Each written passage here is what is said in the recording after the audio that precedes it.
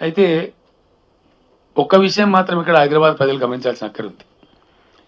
ఇది కొత్త కాదు ఇది. ఈ ప్రభుత్వానికి ఈ సమస్య వర్షాలు పడితేనే తెలుస్తున్న సమస్య కాదు. తెలవక ముందే తెలిసిన సమస్య. పర్టికులర్లీ నాకు సంపూర్ణ అవగాహన ఉంది. నేను జీహెచ్ఎంసీ ఎన్నికల సందర్భంలో పరేడ్ గ్రౌండ్‌లో చేసిన ఉపన్యాసంలో చెప్పిన. ఈ స్థితి వస్తది హైదరాబాద్‌కు తప్పదని చెప్పి. ఇంకో మాట కూడా నేను స్పష్టంగా చెప్పదలుచుకుంటా ఉన్నా. కొంతమంది విశ్వనగరం అనే దాన్ని హెకిల్ చేసే విధంగా మాట్లాడతాం. ఇదేనా విశ్వనగరం అని మాట్లాడుతున్నారు. అది చాలా తెలివి తక్కువ అవివేకంతో కూడిన ముచ్చట. విశ్వనగరాలు తెల్లారి వరకు తయారు కావు. విశ్వనగరాలు ప్రణాళికాబద్ధంగా ఒక 10 సంవత్సరాల కాలం పాటు 12 సంవత్సరాల కాలం పాటు పనిచేస్తే అవుతాయి. ఓవర్ నైట్ చూమంతరంటే విశ్వనగరాలు తయారు కావు. అట్లా అయితే అని ఎక్స్పెక్ట్ చేయడమే అవివేకం. అట్లా అయితే అని అనుకోవడమే కరెక్ట్ కాదు. ఎందుకంటే హైదరాబాదులో జరిగినటువంటి దాష్టీకం దుర్మార్గం 28,000 అక్రమ కట్టడాలున్నాయండి. హైదరాబాదులో వర్షం నీళ్ళని తీసుకుపోయేటువంటి నాలాల మీద, స్టామ్ వాటర్ డ్రైన్స్ మీద 28,000 అక్రమ కట్టడాలని. దానిలో గత ప్రభుత్వాల తెలివి తక్కువతనం వల్ల కట్టినటువంటి ప్రభుత్వ బిల్డింగ్లు కూడా ఉన్నాయి. తక్కువ ఉన్నాయి అవి, కానీ ఈ ప్రభుత్వానికి సంబంధించిన వివిధ శాఖల బిల్డింగ్లు కూడా ఉన్నాయి.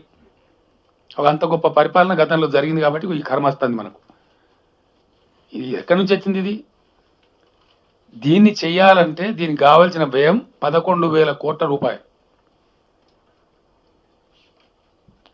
ఇది ఒక తెల్లారి వరకు మరునాటి వరకు కాదు.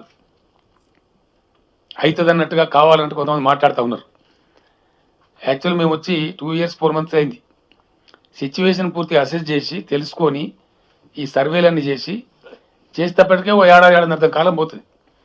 దీనికోసం సిటీని బాగు చేయడానికి, నిజంగా సిటీని విశ్వనగరంగా ట్రాన్స్ఫార్మ్ చేయడానికి ఈ మధ్యనే మున్సిపల్ అడ్మినిస్ట్రేషన్ మినిస్టర్ గారు ఇతర అధికారులు చర్యలు తీసుకున్నారు. ఒక 20,000 crores లోన్ హైదరాబాద్కు అవసరం ఉంది. మాటలు మాట్లాడితే గాలి మాట్లాడితే కాదు. ఊరికే బాధ్యత లేకుండా మాట్లాడితే ఎన్నైనా మాట్లాడచ్చు.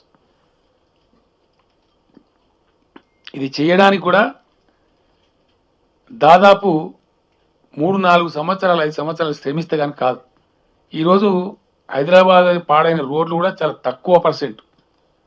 నాకు తెలిసి ఒక 90,000 మీటర్ల ఎన్ని చదరపు మీటర్ల రోడ్లు ఉంటాయి హైదరాబాద్. 90,000 square meters రోడ్స్ నిడివి ఉంటుంది హైదరాబాద్లో. ఇంకా ఈజీ చెప్పుకోవాలంటే ఏంటంటే హైదరాబాద్లో ఉండే రోడ్ల నిడివి, length of the roads in Hyderabad city is about 9,000 kilometers. ఇది 90,000 చదరపు మీటర్లు, స్క్వేర్ మీటర్స్ నాట్ కిలోమీటర్స్. 90,000 చదరపు మీటర్ల విస్తీర్ణంలో వేయబడిన ఈ రోడ్లు 9,000 కిలోమీటర్లు, 90,000 చదరపు మీటర్లు. ఇందులో ఒక 10% రోడే డ్యామేజ్ అయింది, ఇబ్బంది కలిగించేటట్టు. అదేదో పెద్ద ప్రపంచం మునిగిపోయినట్టు, అసలు ఇక హైదరాబాద్ రోడ్డు మీద పోతేనే చచ్చిపోతాం అన్నట్టు ఆ బిట్లనే చూపించి కొంతమంది ఎక్సైజ్ చేస్తూ ఉన్నారు. కరెక్ట్ కాదు అది. అయినప్పటికీ ఈ రోడ్లు ఈ మెర్సీలెస్గా ఒకటి మాత్రం చేస్తున్నాం. ప్రతి సర్కిల్కు ఒక ఫ్లయింగ్ స్క్వాడ్ పెట్టమని ఇప్పుడు చాలా సీరియస్ ఆదేశాలు ఇవ్వడం జరిగింది. హైదరాబాదులో అక్రమ కట్టడం కడితే నిర్దాక్షిణ్యంగా కూల్చివేస్తాం.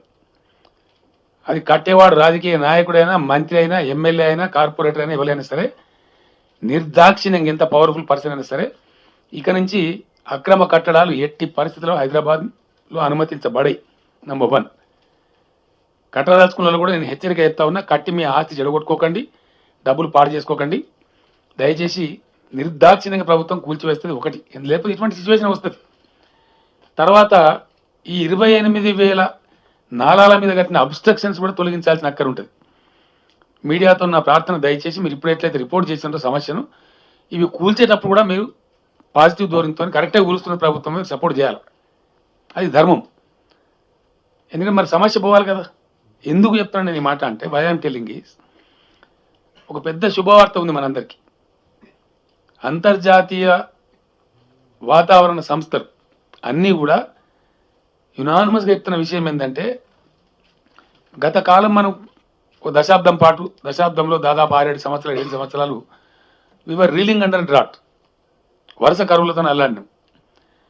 సిచ్యువేషన్ మారిపోయి కొంచెం ఎకాలజీ మారి, ఇంతకుముందు అంతా ఎల్నినో ఇయర్స్ ఉండేది మనకు.